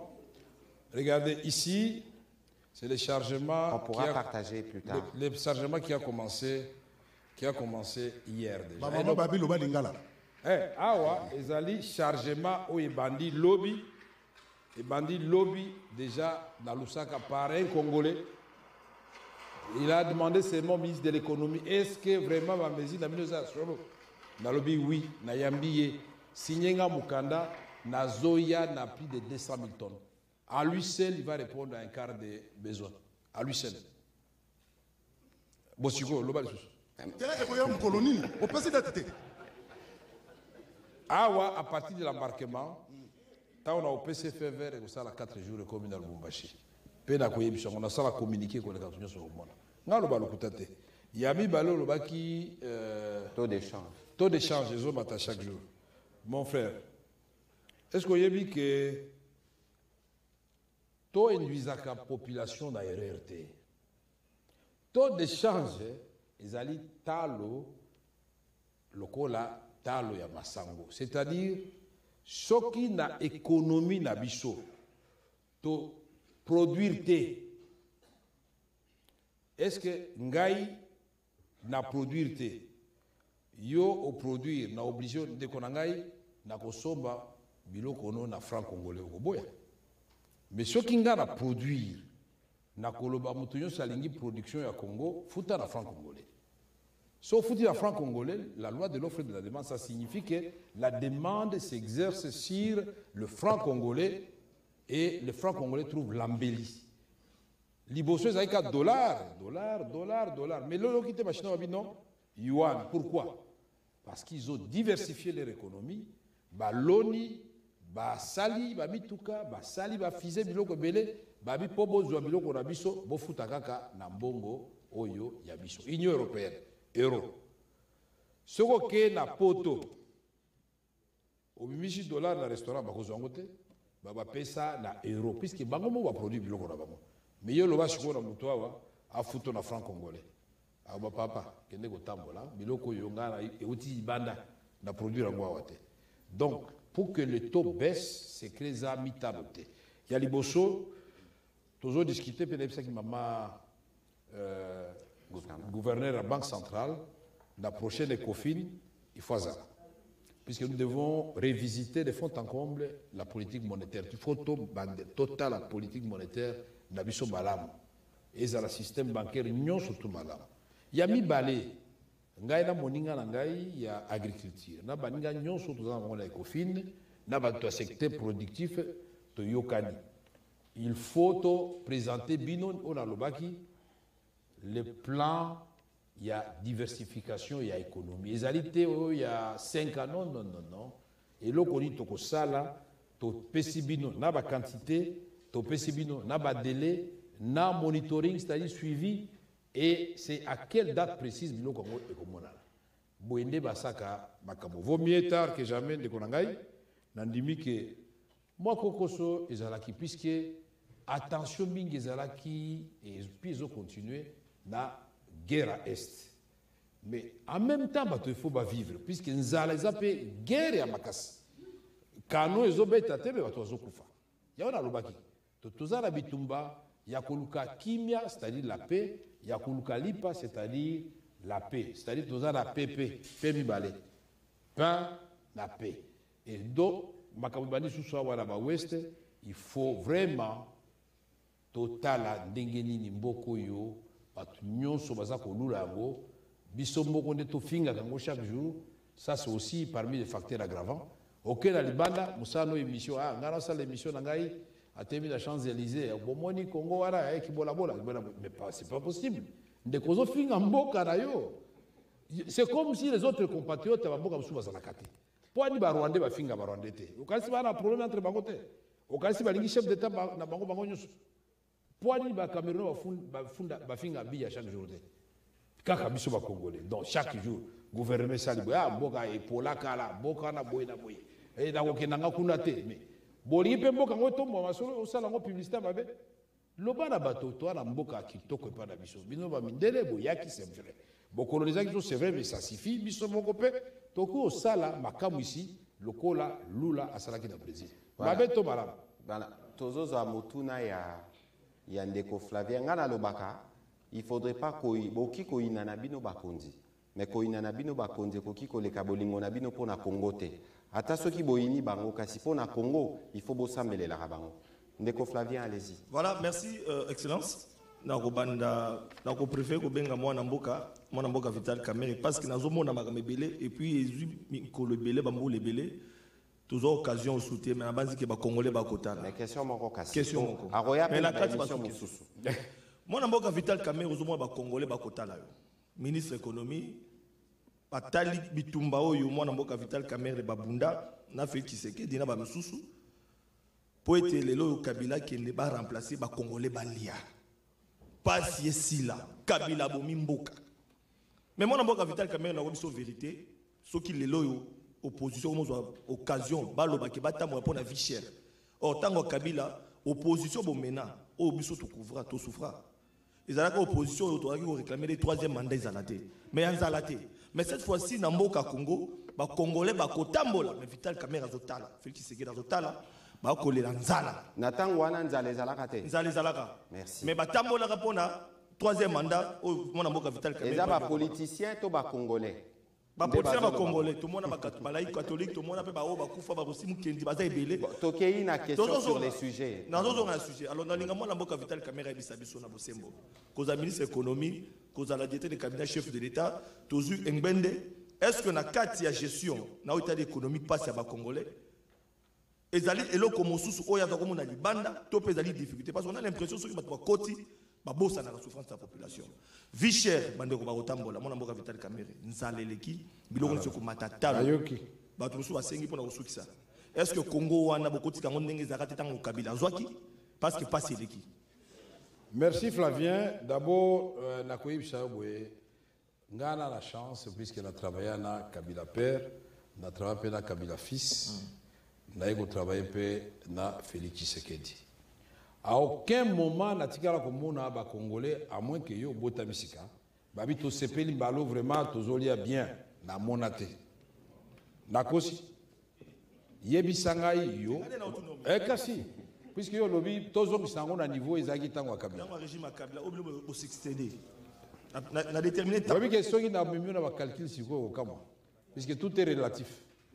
D'accord, l'action va calculer plus comment on a que vitesse à dépréciation, il y en a franc congolais, surtout aujourd'hui de 2010, toujours 3 ans, aujourd'hui de 4 ans, aujourd'hui de 2012 à 2018, 2019, aujourd'hui 5 ans, tango biso aujourd'hui makamo. Tala to il y a 2012, tina 2019. Vitesse à dépréciation monétaire, il y a combien? Aujourd'hui, de 2019 à 2023, vitesse, c'est à combien? Nous avons mis l'économie depuis 1 mois. Mais depuis 1 mois, tout est bougé. Tout est bougé. Et bouger, c'est la quoi ça va en publicité. Puisque au plan officiel, tout est comme 22,5. Dans le marché d'échange, il y a le bande est comme 23 points quelque chose. Alors que c'est Folaki 24. Bon, dit Makapé, ce qui bat toi, c'est ça, mon frère. Ce n'est pas encore la satisfaction. Dans la télévision, depuis Tozuba Mezi, Tomoni Keto et Saneti et Vanda. Dans le Baïka Boye, ils ont coupé espoir, puisqu'ils ont dit la fondation Oyo, Tokotongela, économie Oyo, qui répond à Oyo, Nanzala Oyo, Flavien Azoyoka, tu es baningane malam. Wana Zolo Bakaka. Ça c'est pas dans ce moté moi bien moi bien il y a zolo belango puisque babanda vous avez un taux de change bakasa ki non au caméra oui bon taux de change il faut quitter à 10 atayo moko et quitter à 10 et quitter nene yo le bio sali au sali moi mais batu bakanisa au sali déjà de 3 ans ponga baloba to sali déjà 10 ans c'est normal ba espoir eza mingi na simana non peuple ayeba que to comme makuruze wana to ko économiser ta énergie mukete tokosala nyonso ekoki soki tokokite tokobana peuple vraiment avec humilité franchement tokokakite et les gars qui passent mais moi j'appartiens à la race des vainqueurs ngaso na koti plan esimba kaka boza tranquille au simba et au simba je crois que on va prendre la dernière question mais je crois qu'il faut qu'on évite un peu la démagogie. Vous avez eu raison tout à l'heure de dire, et moi j'ai dit que les opposants doivent quitter la périphérie. Ils doivent venir dans des sujets de fond, parce que sur quelle base vous dites vie chère, mais alors allons par des tableaux comparatifs. Le Patrick Omoni, opposant pourquoi? Parce que moi, je suis partisan de la dialectique. Ngala sepe la critiquer ngai, na correspondre à l'actualité, na correspondre à l'action. Tika bango ba marché, tika bango ba marché contre vie chère, mais babo sali ko marché pour la mémoire, puisqu'on parle de 430 décès, 5000 disparus à Calais. Nous pouvons considérer que c'est 6000 morts, 6000 décès.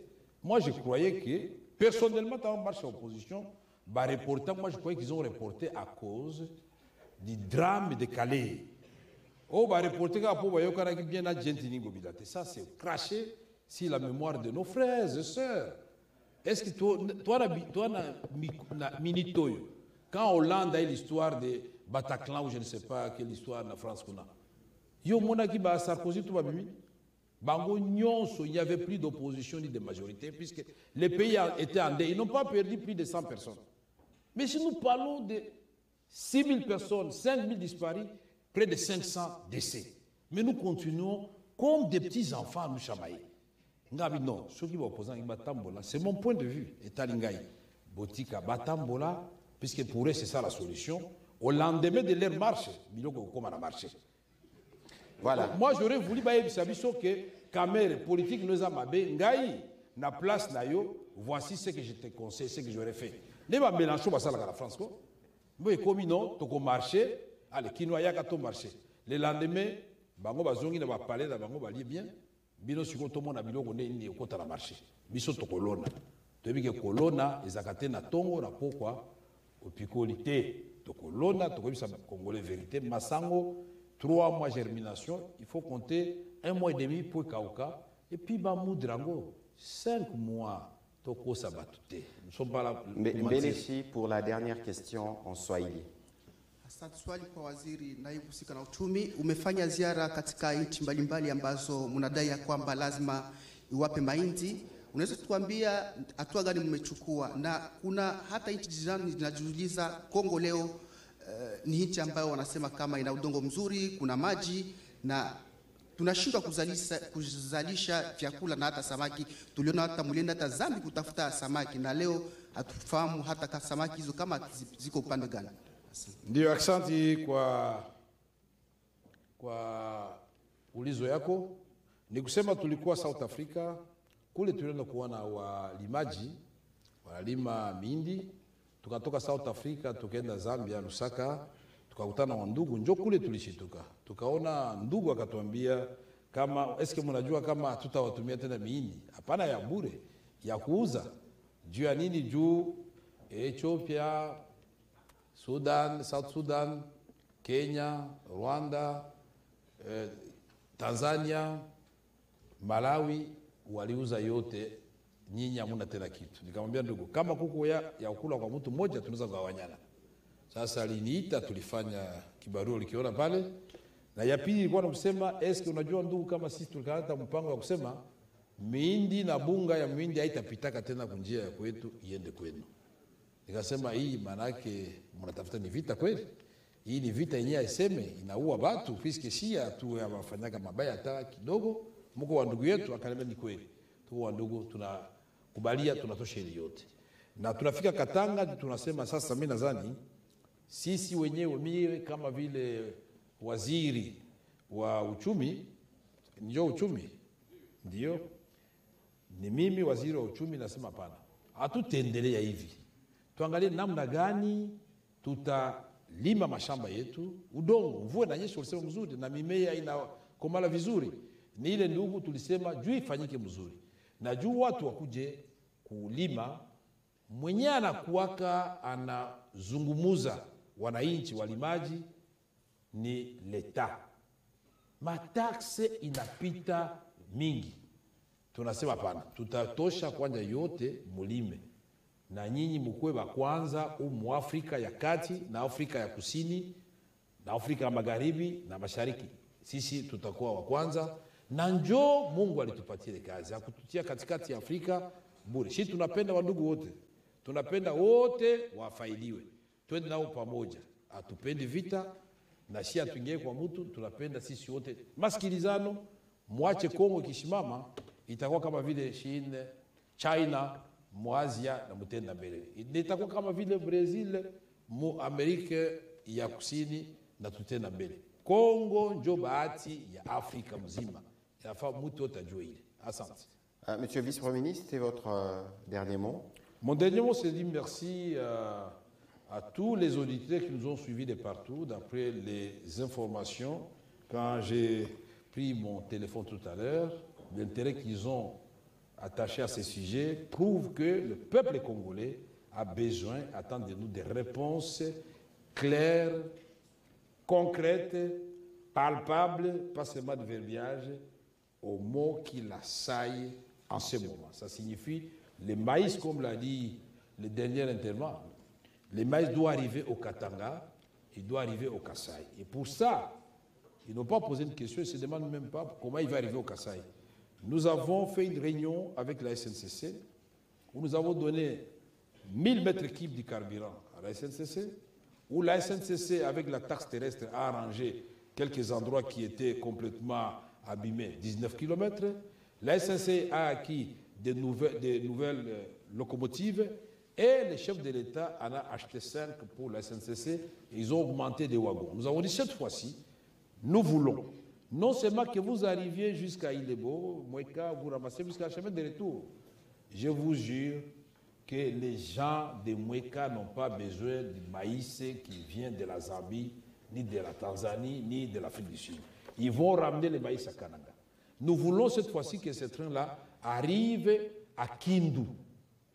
Est-ce que vous savez ce que ça coûte un sac de ciment en Bouzima et Mena? $70. Canada, $70. À Kindu, plus de $150. Est-ce que c'est normal? Pendant qu'il coûte $7 à Kolwezi. Il y a un problème. On doit les résoudre. Et donc, moi, je formule le vœu que les chevaliers de la plume et tous les médias ici présents, soyez les vecteurs de la vérité. Là où vous avez vu que ça n'a pas marché, ça va nous aider. Critiquez-nous positivement, nous allons nous améliorer. Il n'y a pas de problème. Nul n'est parfait. Il n'y a que le bon Dieu. Mais de grâce, faites de la bonne publicité pour notre Congo. Puisque nous passerons, le Congo restera. Merci beaucoup. Merci, Monsieur le Vice-Premier ministre, d'avoir participé à cet exercice. Autour du président de la République, Félix-Antoine Tshisekedi, et du Premier ministre Jean-Michel Sama Lukonde, nous travaillons à reconstruire la fondation dans tous les secteurs et dans les secteurs agricoles qui a fait l'objet de la communication de ce soir. Nous prenons des dispositions dans les secteurs de l'éducation et dans tous les secteurs de la vie nationale. Peut-être que les gens ne le remarquent pas, mais les Congolais ont déjà commencé sa marche vers la véritable refondation. Et j'ai coutume de dire ici, Monsieur le Vice-Premier ministre, qu'on peut tout nous reprocher, mais on ne peut pas nous reprocher la volonté de faire différemment et de faire de ce pays le pays grand dont ont toujours rêvé nos pères fondateurs. Et vous, là, vous en êtes un exemple, je vous félicite. Puisque la redevabilité, souvent ça se passe à l'Assemblée nationale, chez les élus du peuple, à l'Assemblée provinciale. Mais en dehors de cet exercice de l'Assemblée nationale, nous devons dire au peuple ce que nous faisons avec son argent. Nous devons dire au peuple toutes les promesses que nous lui avons faites, qu'est-ce que nous en faisons. Avons-nous rencontré des obstacles quelque part? Communiquer comme ça, c'est très important. Ça renforce la cohésion, ça renforce la complicité. Parce que si le peuple comprend réellement que nous sommes en difficulté et que nous étions l'objet d'un complot que nous venons de démanteler, mais le peuple va soutenir les camps de la patrie, bien sûr. Merci. Tout à fait, parce qu'on a vu de comportements antipatriotiques, nous y reviendrons. Merci à tous et bonne soirée. Merci.